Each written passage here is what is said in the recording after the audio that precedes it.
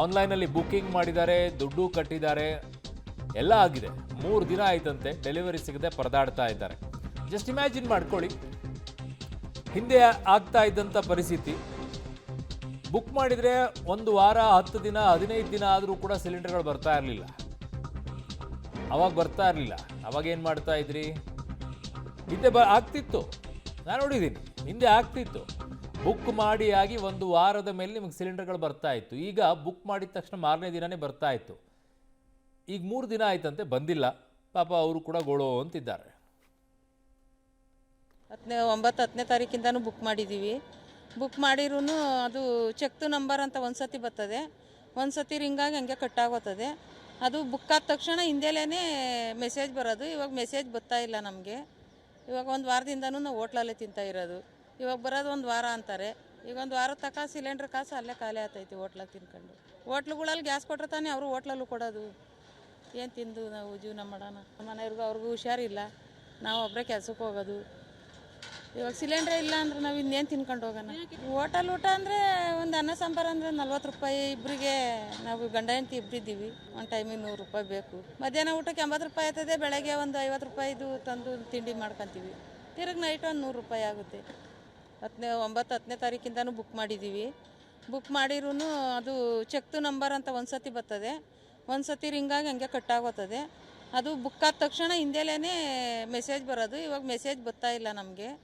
ಇವಾಗ 1 ವಾರದಿಂದನೂ ನಾವು ಹೋಟ್ಲಲ್ಲೇ ತಿಂತಾ ಇರೋದು.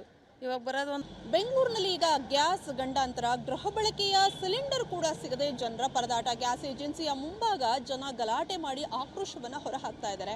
ಹಾಗಿದ್ರೆ ನಿಜವಾಗ್ಲೂ ಗ್ಯಾಸ್ ಸಿಲಿಂಡರ್ ಬುಕ್ ಆಗ್ತಾ ಇಲ್ವಾ? ಗೃಹ ಬಳಕೆಯ ಗ್ಯಾಸ್ ಸಿಲಿಂಡರ್ ಜನರಿಗೆ ಸಿಗ್ತಾ ಇಲ್ವಾ? ಈ ಬಗ್ಗೆ ನಾವು ಒಂದು ರಿಯಾಲಿಟಿ ಚೆಕ್ ಮಾಡ್ತೀವಿ. ಸೊ ಇಲ್ಲೊಂದು ನಂಬರನ್ನು ಕೊಟ್ಟಿದ್ದಾರೆ, ಅಂದರೆ ಆಯಾಯ ಕಸ್ಟಮರ್ ಯಾರಿದ್ದಾರೆ ಅವರಿಗೆ ಮೆಸೇಜ್ ಕಾಲನ್ನು ಕೊಟ್ಟರೆ ಈ ನಂಬರ್ಗೆ ಬುಕ್ಕಿಂಗ್ ಆಗುತ್ತೆ ಅಂತ. ಸೊ ನಮ್ಮ ಜೊತೆ ಗ್ರಾಹಕರು ಕೂಡ ಇದ್ದಾರೆ. ಅವರ ಫೋನಿಂದಲೇ ನಾನು ಆ ಬುಕ್ಕಿಂಗ್ ನಂಬರ್ನ ರಿಯಾಲಿಟಿ ಚೆಕ್ ಮಾಡ್ತೀನಿ, ಬುಕ್ಕಿಂಗ್ ತೆಗೆದುಕೊಳ್ತಾ ಇದೆಯಾ ಏನು ಅನ್ನುವಂಥದ್ದು. ಸೊ ಅದನ್ನು ಕೊಡ್ತೀರಾ sir? Okay. So customer Nagesh ಅನ್ನುವರು, ಅವರ ಗ್ಯಾಸ್ ಸಿಲಿಂಡರ್ ಬುಕ್ ಕೂಡ ಇದೆ. ಇದೇ ನಂಬರಲ್ಲಿ ಅವ್ರದ್ದು ರಿಜಿಸ್ಟರ್ ಕೂಡ ಆಗಿದೆ. ಆ ಫೋನ್ ಕೂಡ ನನ್ನ ಬಳಿ ಇದೆ. ಸೊ ಮಿಸ್ಡ್ ಕಾಲ್ ಕೊಟ್ಟಾಗ ನಿಜವಾಗ್ಲೂ ಸ್ವೀಕಾರ ಮಾಡ್ತಿಲ್ವಾ, ಮಾಡ್ತಾ ಇದೆಯಾ ಏನು ಅಂತ ನೋಡೋಣ. ಇಲ್ಲಿ ನಂಬರ್ ಕೂಡ ಹಾಕಿದ್ದಾರೆ. ಸೊ ಇಲ್ಲಿ ನೋಡ್ತಾ ಇರ್ಬೋದು ನೀವು, ಗ್ಯಾಸ್ ಬುಕ್ಕಿಂಗ್ ನಂಬರ್ ಇದೆ.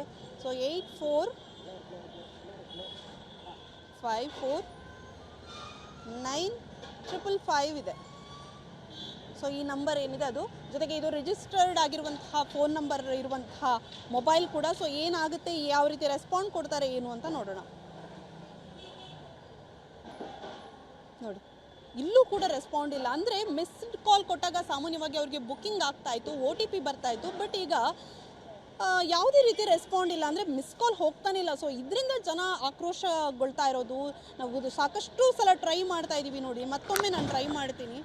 ಯಾವ ರೀತಿಯ ರೆಸ್ಪಾಂಡ್ ಕೂಡ ಸಿಗ್ತಾ ಇಲ್ಲ ಜನರಿಗೆ. ಸೊ ಬುಕ್ಕಿಂಗೇ ಆಗದೆ ನಾವು ಹೇಗೆ ಗ್ಯಾಸನ್ನು ತೆಗೆದುಕೊಳ್ಳೋದು, ಹೇಗೆ ಸಿಲಿಂಡರ್ ಬುಕ್? ನೋಡಿ, ಸರ್ವರ್ ಅನ್ರೀಚಬಲ್ ಅನ್ನುವಂತಹ ಉತ್ತರ ಬರ್ತಾ ಇದೆ, ನೀವು ನೋಡ್ತಾ ಇರ್ಬೋದು. ಸೊ ಮತ್ತೆ ಟ್ರೈ ಮಾಡ್ತೀನಿ. ಜನ ಹೇಳ್ತಾ ಇದ್ರು, ನಾವು ರಾತ್ರಿ 2 ಗಂಟೆ 3 ಗಂಟೆವರೆಗೂ ಕೂಡ ಟ್ರೈ ಮಾಡ್ತೀವಿ, ಈ ನಂಬರ್ಗೆ ನಮ್ಗೆ ಕನೆಕ್ಟೇ ಆಗ್ತಾ ಇಲ್ಲ. ಸೊ ಬುಕ್ಕಿಂಗೇ ತೆಗೆದುಕೊಳ್ತಾ ಇಲ್ಲ, ಹೇಗೆ ಬುಕ್ ಮಾಡೋದು ಅಂತ. ಸೊ ನೋಡ್ತಾ ಇರ್ಬೋದು, ಈಗ ಮತ್ತೆ ಟ್ರೈ ಮಾಡ್ತಾ ಇದ್ದೀನಿ. ಇದು 3ನೇ ಬಾರಿ ನಾನು ಮಾಡ್ತಾ ಇರುವಂಥದ್ದು ಕಾಲ್.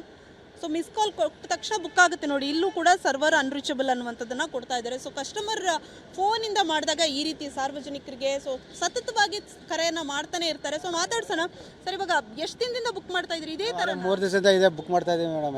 ಇದೇ ಥರ ಆಗ್ತಾ ಇದೆ 3 ದಿವಸದಿಂದ. 3 ದಿನದಿಂದ ಬುಕ್ ಮಾಡಿದ್ರೆ ಇದೇ ಆಗ್ತಾಯಿತ್ತು. ಇದೇ ಆಯ್ತಲ್ಲ. ರಾತ್ರಿ ಎಲ್ಲ ಕೂತ್ ಮಾಡ್ತಿರ್ತೀರಾ? ರಾತ್ರಿ ಮಾಡಿದ್ರು ಅದು ಹೋಗ್ತಾನೆ ಇಲ್ಲ. ನಾಟಿ ಜಾಬಲ್ ಬರ್ತಾಯಿದೆ. ಯಾವ ಮಾಡಿ ನಾಟಿ ಜಾಬಲ್. ಸೊ ಇದಿಷ್ಟು ಕಸ್ಟಮರ್ ಹೇಳ್ತಾ ಇರುವಂತಹ ಮಾತು. ಪಬ್ಲಿಕ್ ಟಿವಿಯ ರಿಯಾಲಿಟಿ ಚೆಕ್ನಲ್ಲೂ ಕೂಡ ಒಂದು ಗ್ಯಾಸ್ ಸಿಲಿಂಡರ್ ಬುಕ್ಗೆ, ಗೃಹ ಬಳಕೆಯ ಗ್ಯಾಸ್ ಸಿಲಿಂಡರ್ ಬುಕ್ಗೆ ಎಷ್ಟು ಕಷ್ಟ ಆಗ್ತಾ ಇದೆ ಅನ್ನುವಂಥದ್ದನ್ನು ಬಟಾಬಯಲು ಮಾಡಿದೆ. ಕ್ಯಾಮ್ರಾ ಪರ್ಸನ್ ಮಂಜು ಜೊತೆ ಪವಿತ್ರ ಕಡ್ತಲ, ಪಬ್ಲಿಕ್ ಟಿವಿ, ಬೆಂಗಳೂರು.